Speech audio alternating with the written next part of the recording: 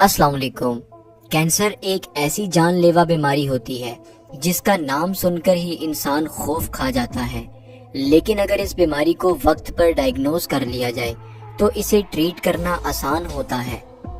Cardiovascular diseases के बाद दुनिया में अमवात की दूसरी बड़ी वजह कैंसर ही है। तो चले कैंसर डिजीज को डिटेल में समझते हैं। हमारी बॉडी के सेल्स में मौजूद डीएनए के अंदर सेल्स की सारी एक्टिविटीज को कंट्रोल करने की इंफॉर्मेशन प्रेजेंट होती है, जैसा कि सेल्स ने कब और कितना डिवाइड होना है, सेल ने कौन सा फंक्शन परफॉर्म करना है और सेल ने किस जगह पर रुके रहना है।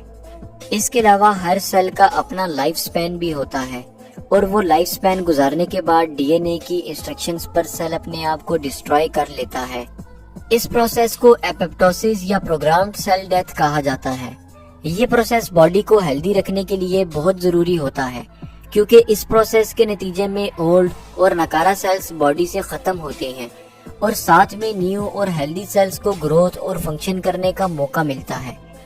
कैंसर के केस में हमारी बॉडी के किसी हिस्से में मौजूद सेल्स के डीएनए में म्यूटेशन अगर हो जाती है, जिससे कि सेल अपना ग्रोथ पैटर्न भूल जाते हैं और एबनॉर्मली डिवाइड होने लगते हैं।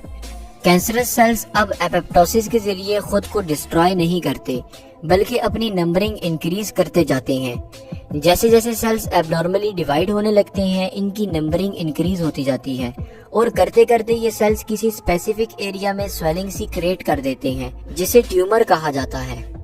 जब तक कैंसर ट्यूमर की फॉर्म में बॉडी के किसी हिस्से में प्रेजेंट होता है तो इसे मैलिग्नेंट कैंसर कहा जाता है। इस स्टेज में अगर कैंसर को डायग्नोज कर लिया जाए तो इसे ट्रीट करना इजी होता है, लेकिन अगर डायग्नोसिस में सुस्ती कर ली जाए तो फिर ये कैंसरस सेल्स ट्यूमर से अलग होकर लिम्फेटिक सिस्टम या ब्लड वेसल्स के जरिए ट्रेवल करके बॉडी के दूसरे हिस्सों में फैल जाते हैं और अलग अलग ऑर्गन्स में जाकर डिवाइड होने लगते हैं। जब कैंसरस सेल्स ट्यूमर से टूटकर बॉडी के बाकी हिस्सों में ट्रेवल कर जाएं, तो इस कंडीशन को मेटास्टेसिस कहा जाता है। इस कैंसर को अब ट्रीट करना काफी मुश्किल हो जाता है। चलिए अब देखते हैं कि कैंसर की बीमारी हमारी बॉडी को अफेक्ट कैसे करती है।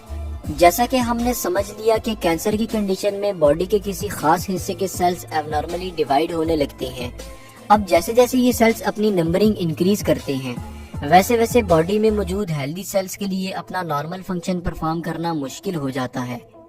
फॉर एग्जाम्पल, अगर किसी शख्स को लंग्स कैंसर हो जाता है तो इस पेशेंट को लंग्स से रिलेटेड सिम्टम्स अपीयर होने लगेंगे, क्योंकि उसके लंग्स अब अपना नॉर्मल फंक्शन ठीक से परफॉर्म नहीं कर पाएंगे। और फिर अगर कैंसर लंग्स से निकलकर बाकी ऑर्गन्स को डैमेज करेगा तो और भी सिम्टम्स बढ़ते जाएंगे और जितना कैंसर फैलता जाएगा उतना ही बॉडी कमजोर होती जाएगी और इस तरह करते करते डेथ अकर हो जाएगी। कैंसर की बहुत सारी टाइप्स होने की वजह से कैंसर के कोई स्पेसिफिक सिम्टम्स तो नहीं होते, लेकिन कुछ सिम्टम्स हैं जो अगर नजर आए तो कैंसर डायग्नोसिस के लिए डॉक्टर के पास चले जाना चाहिए। जैसा कि अनएक्सप्लेन्ड वेट लॉस, बॉडी का थका थका सा रहना, जिस्म में दर्द होना, रात को पसीने के साथ बुखार आना या कुछ केसेस में मुंह, नाक या स्टूल में ब्लीडिंग आना वगैरह। कैंसर की डायग्नोसिस एंड ट्रीटमेंट के लिए बहुत सारे प्रोसीजर्स होते हैं।